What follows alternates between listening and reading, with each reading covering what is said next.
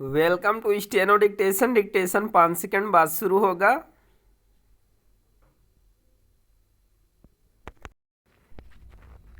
Start.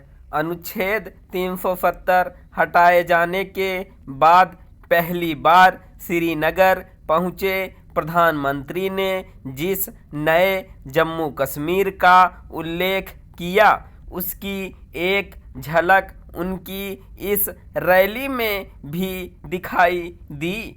उसमें अच्छी खासी संख्या में भीड़ जुटी और उसकी सुरक्षा के लिए बहुत अधिक कठोर प्रबंध भी नहीं दिखे।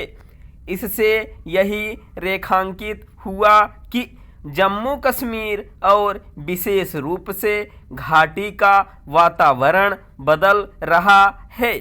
कश्मीर का माहौल बदलने के संकेत पहले भी मिलते रहे हैं। बीते वर्ष कश्मीर में रिकॉर्ड संख्या में पर्यटक पहुंचे।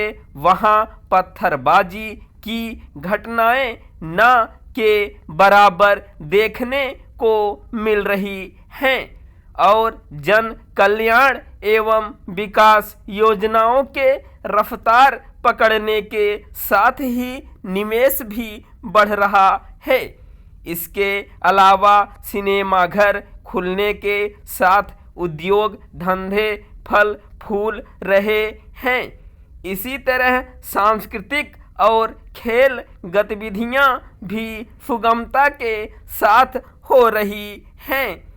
यह सब हो पा रहा है तो इसीलिए कि वहां आतंकी घटनाओं में कमी आई है और अलगाववादियों के हौसले पस्त हुए हैं।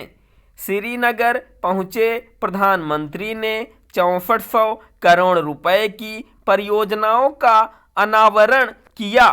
इसके कुछ दिनों पहले उन्होंने जम्मू में भी सैकड़ों करोड़ रुपए की परियोजनाओं की घोषणा की थी।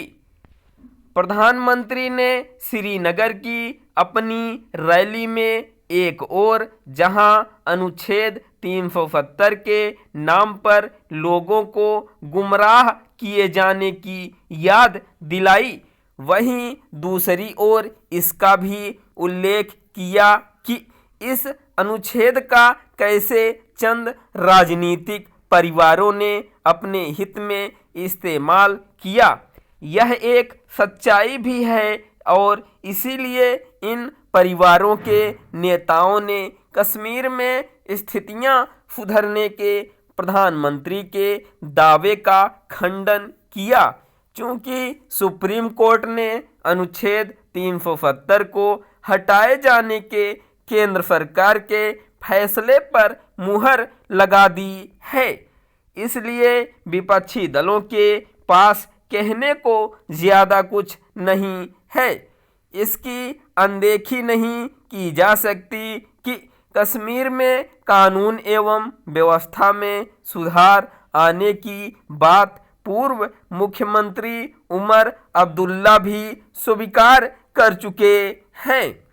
वास्तव में इससे कोई इनकार नहीं कर सकता कि कश्मीर की स्थितियां बदल रही हैं, लेकिन यह भी नहीं कहा जा सकता कि वहां सब कुछ सामान्य हो गया है और अब जम्मू कश्मीर के हालात देश के अन्य राज्यों जैसे हो गए हैं।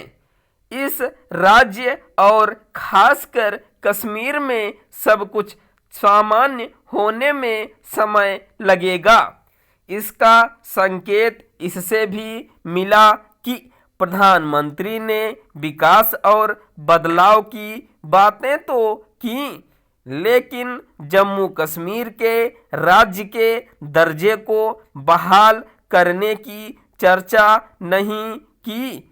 यह तय है कि यह काम वहां विधानसभा चुनाव कराने के बाद ही संभव हो सकेगा। इसके पहले वहां के हालात और सुधारने पाकिस्तान का हस्तक्षेप बंद करने के साथ आतंकवाद पर पूरी तरह काबू पाना होगा।